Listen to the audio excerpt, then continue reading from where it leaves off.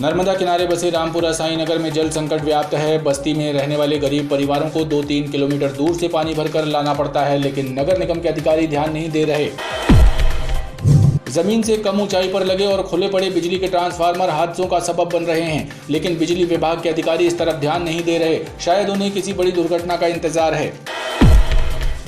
सरकार की घोषणा के मुताबिक किसानों को 10 घंटे बिजली नहीं मिल रही है। बोरिया क्षेत्र के किसानों ने विद्युत मंडल के सब स्टेशन का घेराव करते हुए आक्रोश जताया और बिगड़े पड़े ट्रांसफार्मर्स को सुधारने की मांग की। चैत्र मास की पूर्णिमा 16 अप्रैल को हनुमान जी का जन्मोत्सव धूमधाम से मनाया जाएगा। इसके लिए संस्कारधानी के हनुमान मंदिरों में विशेष तैयारियां की जा रही हैं।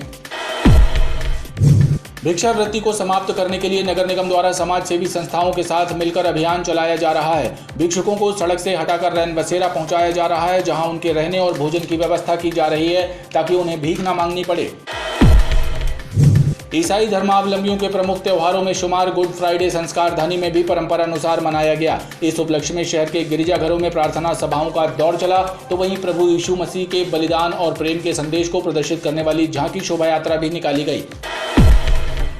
डिलीवरी बॉय के साथ बीच सड़क पर मारपीट करने वाली युवती के विरुद्ध ओमती थाने में प्रकरण पंजीबद्ध किया गया। दरअसल गुरुवार को बीच रोड पर जूते से पिटाई करने का वीडियो वायरल होने के बाद पीड़ित युवक शुक्रवार को ओमती थाने पहुंचा और शिकायत दर्ज कराई।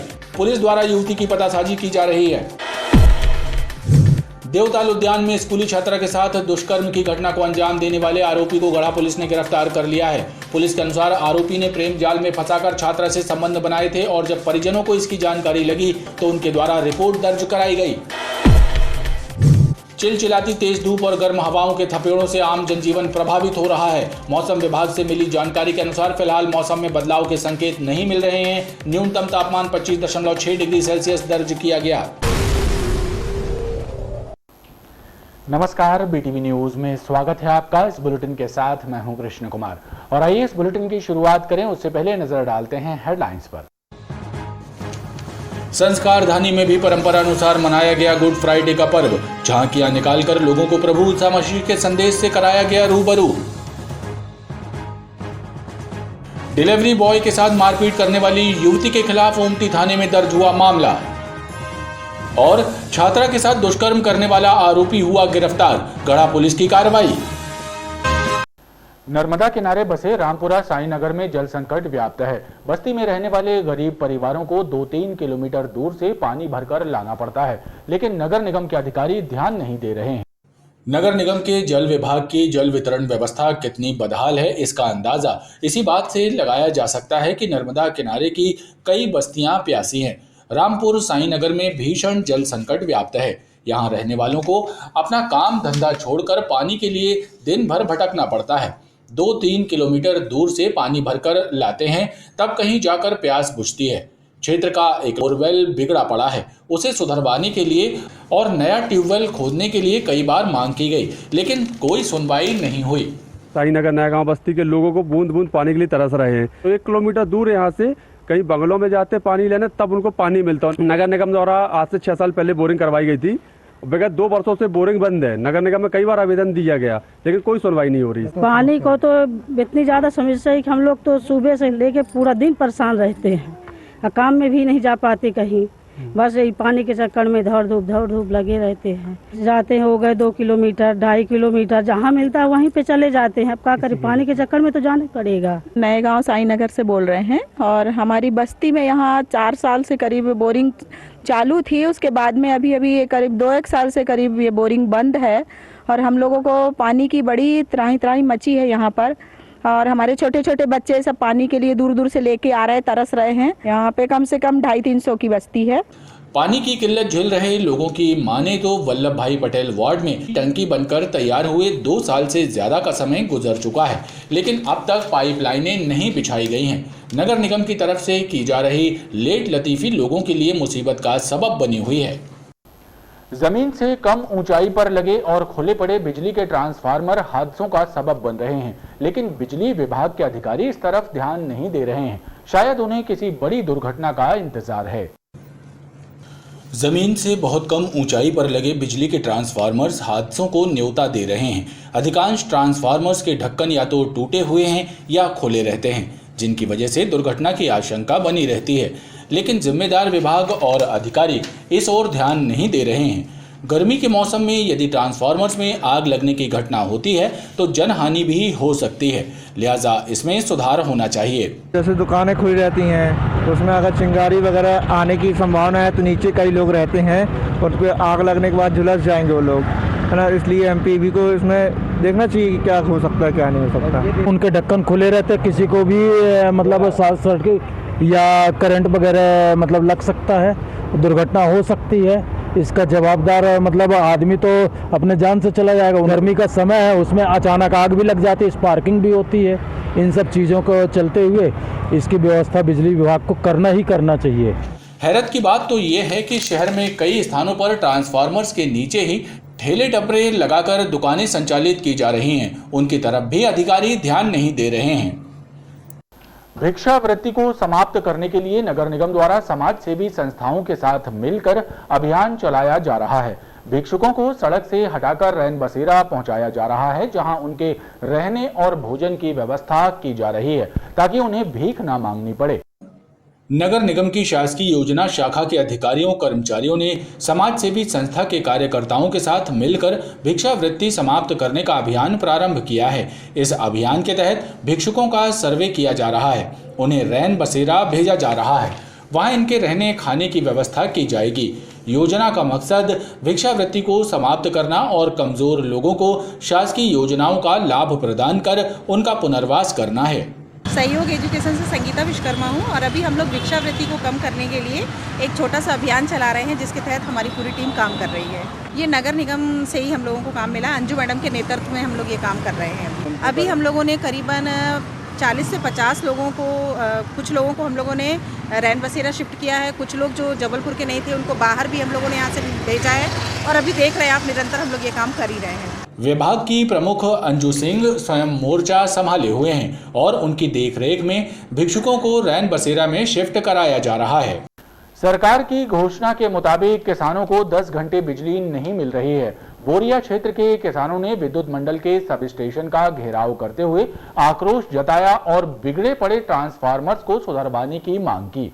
कटंगी बोरिया के किसानों ने बिजली विभाग के सब स्टेशन का घेराव करते हुए आरोप लगाया कि सरकार का स्पष्ट आदेश है कि सिंचाई के लिए किसानों को 10 घंटे बिजली प्रदान की जाए, लेकिन क्षेत्रीय अधिकारी बिजली की सप्लाई नहीं कर रहे हैं। किसानों को दिन में 2-3 घंटे ही बिजली मिल रही है, जिसकी वजह से बच्चों की पढ़ाई लिखाई से लेकर खेती किसानी के सारे काम चौपट हैं। क्षेत्रीय किसानों ने चेतावनी दी है कि यदि 24 घंटे के अंदर समस्याओं का निराकरण नहीं किया गया तो तीव्र आंदोलन किया जाएगा। 24 घंटे में घरेलू 3 घंटे लाइट मिल रही है, खेत वाली जो 10 घंटे लाइट मिलनी चाहिए वो 2 घंटे मिल रही है। ट्रिपिंग की समस्या बहुत ज्यादा है, घर में लाइट ना होने के कारण बच्चों की तबीयत खराब हो रही है, बुजुर्ग परेशान है, अनेक समस्याएं हो रही हैं। परीक्षा का टाइम है, छात्र पढ़ नहीं पा रहे हैं। अगर ऐसी ही समस्या बनी रहेंगी तो मुझे लगता है कि ये उग्र आंदोलन हो जाएगा। वहीं बिजली विभाग के अधिकारियों ने किसानों को आश्वासन दिया है कि शिकायतें जल्द दूर कराई जाएंगी। लोड शेडिंग को हम वो कर सकें, उस संबंध में हम जो लोड शेडिंग के संबंध में ऊपर उच्च अधिकारियों को अवगत कराएंगे इस ज्ञापन के माध्यम से। भरपूर कोशिश रहेगी, 10 घंटे हम कृषि की सप्लाई देंगे और जो घरेलू सप्लाई है वो लोड शेडिंग के अलावा जो है वो हम ये 10 घंटे वाली समस्या वाला तो निराकरण आज से ही हम उसमें हैं, और जो वोल्टेज वाली जो समस्या बताई है उसका भी हम एसडीएम को फ़ोन करके उनसे जो सिस्टम वोल्टेज बढ़वाने का है ट्रांसफार्मर से, उसकी अभी कार्यवाही करवाई। विरोध प्रदर्शन और घेराव के चलते विद्युत सब स्टेशन पर देर तक बवाल मचा रहा। संस्कारधानी में भी हनुमान जन्मोत्सव धूमधाम से मनाया जाएगा। शहर के सिद्ध हनुमान मंदिरों में इस पर्व की तैयारियां जोर शोर से की जा रही हैं और 16 अप्रैल को हनुमान जयंती पर विभिन्न धार्मिक कार्यक्रमों का भी आयोजन किया जाएगा। शनिवार 16 अप्रैल को हनुमान जयंती का पर्व धूमधाम से मनाया जाएगा। इसकी तैयारियां शहर के सिद्ध बड़े महावीर हनुमान मंदिर, रानीताल स्थित हनुमान मंदिर और पाट बाबा सहित अन्य सिद्ध मंदिरों में शुमार रामलला मंदिर में भी हनुमान जयंती की जोर शोर से तैयारियां की जा रही हैं। प्रतिवर्षानुसार इस वर्ष भी श्री बड़े महावीर जी मंदिर बड़े फुहारे पर विविध कार्यक्रमों का आयोजन किया जा रहा है। आज रात्रि 12 बजे से भगवान का महारुद्राभिषेक मेरे द्वारा संपन्न किया जाएगा। सुबह 4 बजे भगवान को नए वस्त्र आभूषणों से सुसज्जित करके नवीन चोला अर्पण किया जाएगा। सुबह 6 बजे जन्म आरती का आयोजन है और प्रातः 9 बजे से भगवान के सहस्त्र नामों से आहुतियाँ दी जाएंगी और दोपहर में इसकी पूर्ण आहुति होगी, महाआरती के साथ समापन किया जाएगा। रामलला मंदिर है ग्वारी घाट स्थित। यहाँ पर प्रतिवर्ष हनुमान जयंती के दिन द्वापर युग की हनुमान जी की मूर्ति बाहर निकाली जाती है, जिसको लेकर श्रद्धालुओं की बहुत भीड़ यहाँ पर रहती है। इससे बहुत ही अच्छे से ये कार्यक्रम बिना किसी घटना दुर्घटना के हो सके। श्री रामलला दरबार में श्री हनुमत जन्मोत्सव का एक भव्य आयोजन किया गया है। यहाँ पर द्वापर युग की एक अति दुर्लभ हनुमान जी की बाल प्रतिमा है, जिसको वर्ष में एक बार मंदिर के गर्भगृह के बाहर निकाल करके सार्वजनिक पूजन के लिए स्थापित किया जाता है। लोक परंपरा से हटकर इस दिन पुरुष श्रद्धालुओं के साथ महिलाएं भी उस पवित्र विग्रह का अपने हाथों से पूजन करके कृतकृत्य होती हैं। यहाँ वर्ष भर तक जो नारियलों का द्वारा हनुमान जी के चरणों में लोग प्रार्थना रखते हैं, लाखों की तादाद में नारियल इकट्ठे होते हैं, जिनका साबुत हवन वेदी में हवन किया जाता है। कार्यक्रम प्रातः 7 बजे से प्रारंभ होकर के और मध्य रात्रि 1 बजे जाके संपन्न होगा और वह पवित्र प्रतिमा पुनः 1 वर्ष के लिए गुप्त गृह में स्थापित कर दी जाएगी। इस आधार पर विभिन्न धार्मिक कार्यक्रमों का भी आयोजन किया जाएगा। चैत्र मास की पूर्णिमा 16 अप्रैल को हनुमान जी का जन्मोत्सव धूमधाम से मनाया जाएगा। इसके लिए संस्कारधानी में हनुमान मंदिरों में विशेष तैयारियां की जा रही हैं। गढ़ा हनुमान बाग धाम को भक्तों ने फूलों से सजाया है। इस मंदिर में पूरे राम दरबार के साथ पवन पुत्र विराजे हुए हैं। चैत्र मास की पूर्णिमा को हर वर्ष की तरह इस वर्ष भी भगवान श्री हनुमान जी का जन्मोत्सव भक्ति भाव के साथ मनाया जाएगा। गढ़ा क्षेत्र में स्थित हनुमान बाग धाम मंदिर में भी जन्मोत्सव की तैयारियां जोर शोर से हो रही हैं। पूरे मंदिर को भक्तों ने सजाया है। 16 अप्रैल को यहां दिन भर धार्मिक अनुष्ठान होंगे। एक दिन पहले से अखंड रामायण का पाठ प्रारंभ कर दिया गया है। इस भव्य और आकर्षक मंदिर में पूरे राम दरबार के साथ पवन पुत्र विराजे हैं।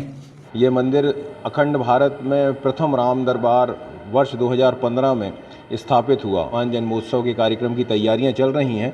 इसमें त्रिदिवसीय आयोजनों में हनुमान जन्मोत्सव के जिस दिन हनुमान जी का जन्म हुआ, पूर्णिमा के एक दिन पहले कार्यक्रम के शुभारंभ श्री रामचरितमानस पाठ से होता है। 16 तारीख में सुबह 4 बजे से भगवान का अभिषेक, पूजन, श्रृंगार, 8 बजे भगवान को महाभोग अर्पित कर पूजन अर्चन प्रारंभ होने के उपरांत फिर 9 बजे से यज्ञ हवन प्रारंभ होगा मंदिर परिसर में ही।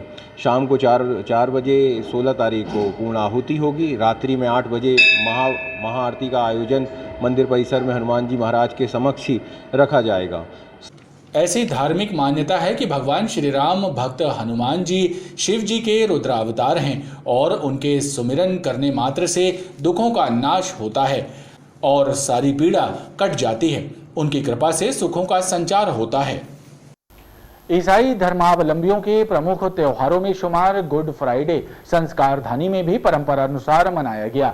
इस उपलक्ष्य में शहर के गिरिजाघरों में प्रार्थना सभाओं का दौर चला, तो वहीं प्रभु यीशु के बलिदान और प्रेम के संदेश को प्रदर्शित करने वाली झांकी शोभा यात्रा भी निकाली गई। गुड फ्राइडे पर संस्कारधानी के विभिन्न गिरिजाघरों में सुबह से ही प्रार्थना सभाओं का दौर चला। ईसाई धर्मावलंबियों के द्वारा शांति और प्रेम के मसीहा प्रभु यीशु की आराधना की गई। ईसाई धर्म गुरुओं ने बताया कि गुड फ्राइडे का दिन प्रभु ईसा मसीह के बलिदान दिवस के रूप में मनाया जाता है। हमारे मुक्तिदाता प्रभु यीशु क्रिस्ट मानव जाति की मुक्ति हेतु अपने जीवन कुर्बान कर दिए।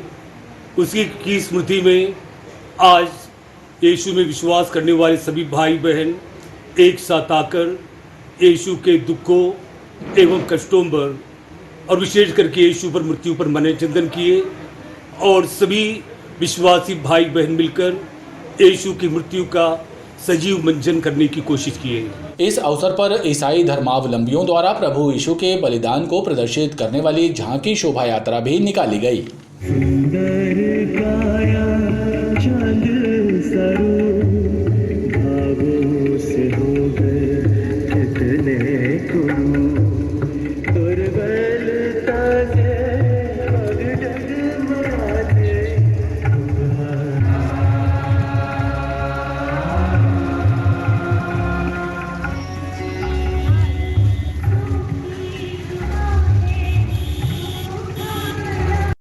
डिलीवरी बॉय के साथ बीच सड़क पर मारपीट करने वाली युवती के विरुद्ध ओमती थाने में प्रकरण पंजीबद्ध किया गया है।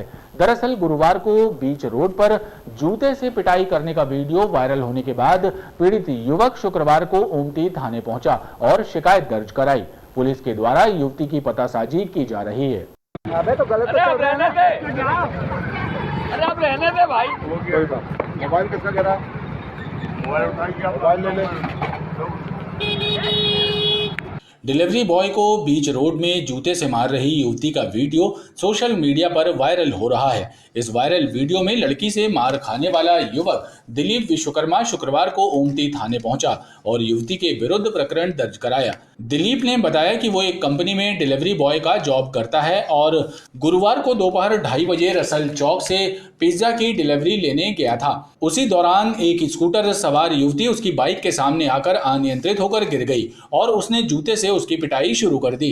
एल्गिन हॉस्पिटल में एक ऑटो छोड़ने आया था, वापस पिज़्ज़ा हट की तरफ जा रहा है, तो वहाँ से क्या हुआ कि मैं पिज़्ज़ा हट के लिए कवर कर रहा तो वहाँ से एक जुपिटर गाड़ी आई, तो जुपिटर उससे संभली नहीं मैडम ने यानी वो गिर गई, अनबैलेंस हो गई, दोनों ब्रेक मारी, उनसे संभली नहीं तो वो गिर गई स्कूटी और वो आके मुझे मारने लगी थी।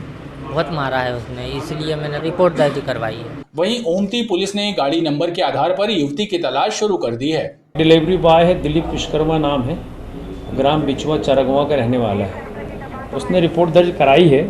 अब ये घटना की जांच इसमें की जाएगी। अभी लड़का आया है, उसकी रिपोर्ट पर अपराध पंजीबद्ध किया गया। पुलिस का कहना है कि जांच के बाद वैधानिक कार्रवाई की जाएगी। देवताल उद्यान में स्कूली छात्रा के साथ दुष्कर्म की घटना को अंजाम देने वाले आरोपी को गढ़ा पुलिस ने गिरफ्तार कर लिया है। पुलिस के अनुसार आरोपी ने प्रेम जाल में फंसाकर छात्रा से संबंध बनाए थे और जब परिजनों को इसकी जानकारी लगी तो उनके द्वारा रिपोर्ट दर्ज कराई गई।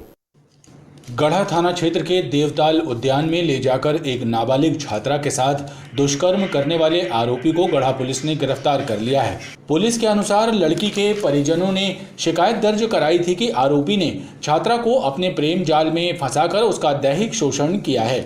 उनकी शिकायत पर मामला दर्ज कर आरोपी को गिरफ्तार कर लिया गया है। महिला संबंधी अपराध की लिखित सूचना प्राप्त होने पर मेडिकल कॉलेज पहुंचकर उस पर पीड़िता और उसकी मां के कथन लिए हैं। कथन पश्चात मामला 376 और पास्को का होने से असल नंबर पे थाने पर कायम किया गया है, जिसमें आरोपी गोल्डी सोनकर को 24 घंटे के अंदर वरिष्ठ अधिकारियों के मार्गदर्शन पर गिरफ्तार कर न्यायालय पेश किया गया है। आगे विवेचना की जा रही है। आरोपी कहाँ का रहने वाला है और कहाँ से गिरफ्तार किया है? आरोपी को मेडिकल कॉलेज से गिरफ्तार किया गया है, गढ़ा मेडिकल कॉलेज। पुलिस द्वारा आरोपी को न्यायालय में पेश किया जा रहा है। चिलचिलाती तेज धूप और गर्म हवाओं के थपेड़ों से आम जनजीवन प्रभावित हो गया है। मौसम विभाग से मिली जानकारी के अनुसार फिलहाल मौसम में बदलाव के संकेत नहीं मिल रहे हैं। न्यूनतम तापमान 25.6 डिग्री सेल्सियस दर्ज किया गया है। तेज धूप और गर्म हवाएं लोगों को जबरदस्त गर्मी का एहसास करा रही हैं। पारा चढ़ता जा रहा है और गर्मी के तेवर भी तीखे हो रहे हैं। फिलहाल गर्मी से राहत मिलती नजर नहीं आ रही है। मौसम वैज्ञानिकों के अनुसार न्यूनतम तापमान 25.6 डिग्री सेल्सियस दर्ज किया गया है, जो कि सामान्य से 3 डिग्री सेल्सियस ज़्यादा है। गर्मी बहुत है सर, टेम्परेचर बहुत ज़्यादा है, निकलना मुश्किल है। बगैर गमछे के टोपी के निकल नहीं सकते हैं बाहर, गला सूखता है, धूल भी है शहर के अंदर, इतनी बहुत ज़्यादा परेशानी है गर्मी के कारण। आज का तापमान क्या लगता है आपको? मेरे हिसाब से 42 डिग्री के आसपास 43 डिग्री होना चाहिए। जिस हिसाब से धूप पड़ रही है, तपन है। खबरों का ये क्रम लगातार जारी है। आप देखते रहिए BTV न्यूज़।